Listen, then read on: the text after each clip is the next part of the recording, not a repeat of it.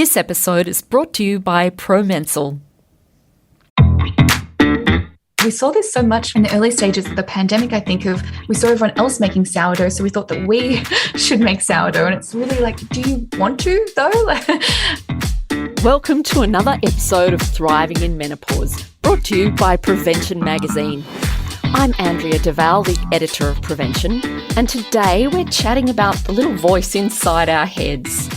It's a fact that the way we talk to ourselves can create a lot of unhappiness, and at this point in our lives, we tend to be super busy juggling many things, and when we're not perfect, it's easy for us to be pretty judgy and then feel guilty and frustrated. So how do we reframe this internal conversation? Today I'm joined by Melbourne author Madeline Dorr. Welcome, Madeline. Thanks so much for chatting with me, Andrea. I love your latest book. It's called, I love the title, I Didn't Do the Thing Today. Can you explain the title, what it means? It was a sentence that I would find myself lamenting at the end of the day when I looked at my to-do list and saw all the unfinished things. And often there was one thing that I was quite prescriptive about doing, perhaps at a certain time, and it would feel like, oh, I didn't do that thing today. And so it felt like the day was a complete waste, or I felt like a failure for not doing the thing. And the thing could be anything. It could be that work thing, the exercise thing, or the laundry thing. And it felt like there was this sort of narrowed feeling of, because I didn't do that thing, I couldn't see the other things that I maybe had done in that day. And I hope that the title can, and the book itself, can help people see that maybe you didn't do the thing today, but that doesn't mean the day is an entire waste. There's so much that we can actually find to cherish in the day or learn from. I think it's interesting that you point out that we confuse productivity with worthiness. And so at this point where you go, oh, I didn't do the thing today, you're actually saying, what a rubbish person I am. And I guess we set ourselves up to feel that enough is never enough. So how do we get out of it? I think we are set up in a society that equates our worth with productivity, and that we internalize that in terms of that means that what we do is proof of our worth. So perhaps that means that we make ourselves incredibly busy to prove that worth, or it can feel like there's this relentless demand, and it's really hard to determine then when is enough, because in many ways there's nothing wrong with being productive. The days that we do the thing can feel electric. I like the fact that you point out, and it never occurred to me before, that all of those suggestions like, well, make a to-do list and cross them off, lead to more stress. Similarly, saying things like, find time to just kind of calm down. Well, actually, I'm getting really agitated now because I don't have time to do that as well as everything else in my list. Yes, exactly. I feel this very intimately, because I think that my whole curiosity was really driven by feeling like, in comparison to other people, I felt like I was falling short and feeling behind, and I wasn't getting it right. I didn't have the right routine. I didn't have the right approach to being productive. My way of getting things done seemed counterintuitive. And so I really felt deflated and anxious, and almost this sense of shame for not sort of keeping up with everybody else.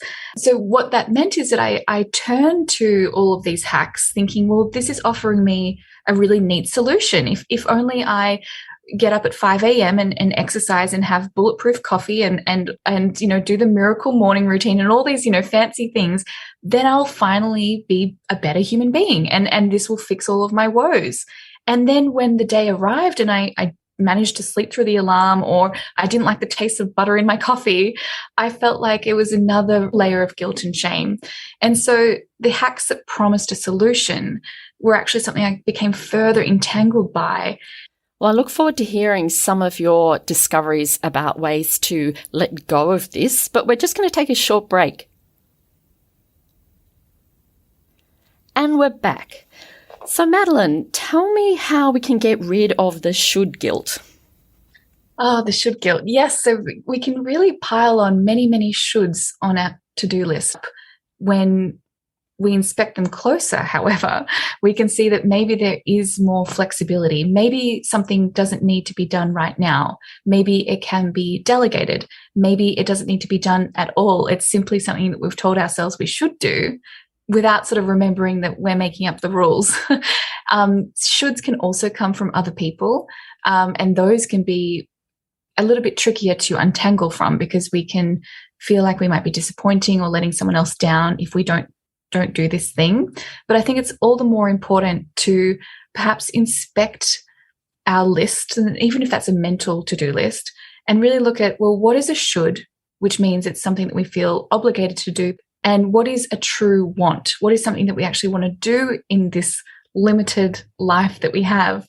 And acknowledging our limitations can be incredibly powerful to decipher between the two. Really being honest with ourselves in terms of what could be a should, and letting go. It can be really difficult, again, because we might be disappointing someone, or we might need to even inspect our own identity. Like maybe we need to inspect our identity as a morning person, to let go of this idea that maybe getting up at 5 a.m. is no longer serving us. Or maybe we don't have the same energy that we once did, and we need to let go of an old routine that's no longer serving us. And I think that can be really powerful to, take an inventory of your shoulds and really see what kind of wants you can gravitate to instead.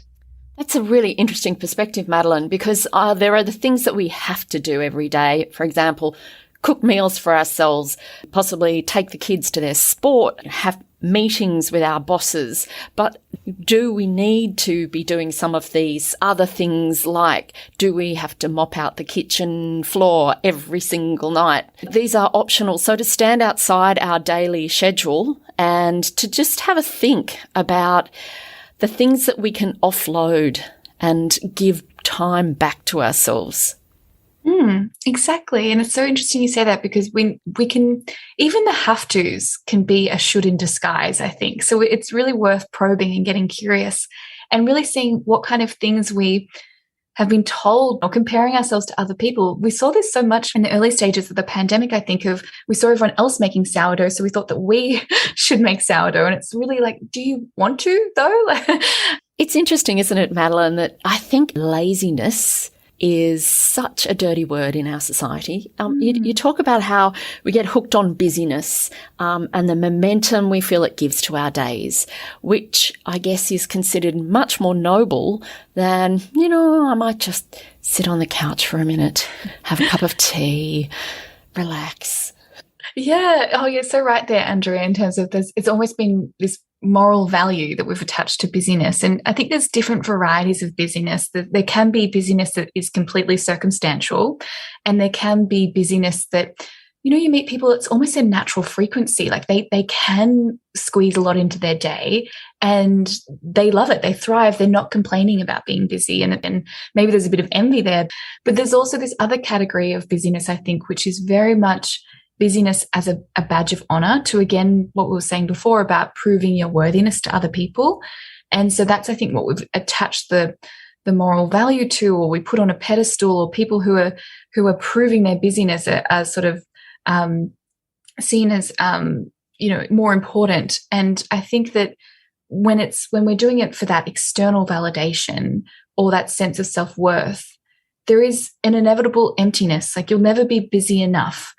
At the same time, people might be using busyness as a badge of honor, but also complaining about how busy and burnt out they feel. And so then you think, well, isn't there a choice then if you're making yourself busy in this sense? So I think that that's where it comes back to this idea of, we've made busyness sort of aspirational, but then we are so quick to judge things as lazy, when really I think there's so much more nuance in things like rest and even what we call procrastination, or what we call wasting time.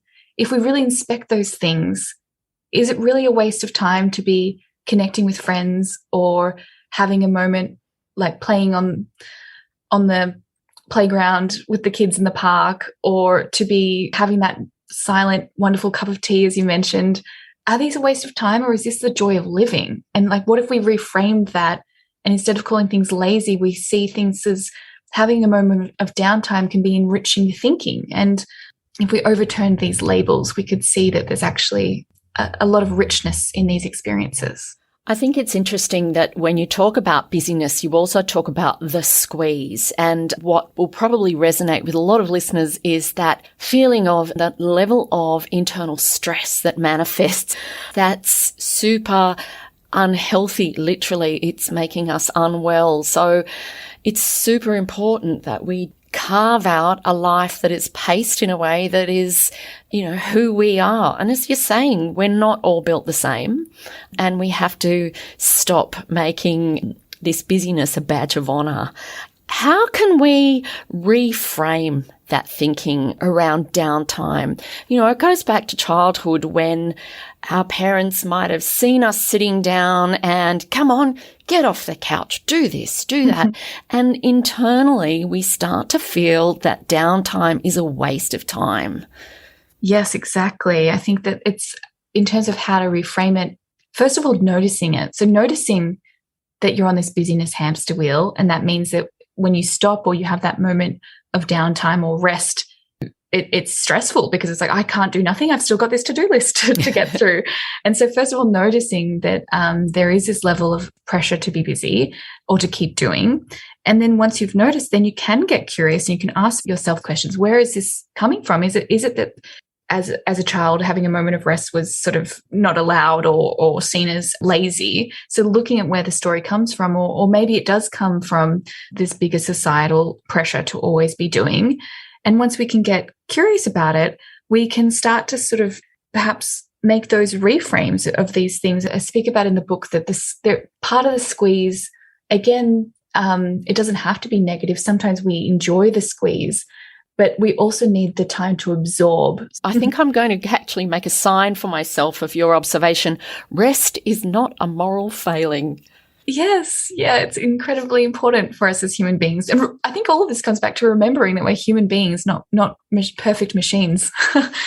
Okay. And you touched on also the podcast series that you created called Routines and Ruts, where you interviewed successful people to try and find the secret that you too could copy to be more productive. So what did you learn? The project began back in 2014 when I was very much looking for the secret to productivity. And that project was actually written interviews. So that was called Extraordinary Routines. And I thought that if I could find the most extraordinary routine, then I too could become extraordinary.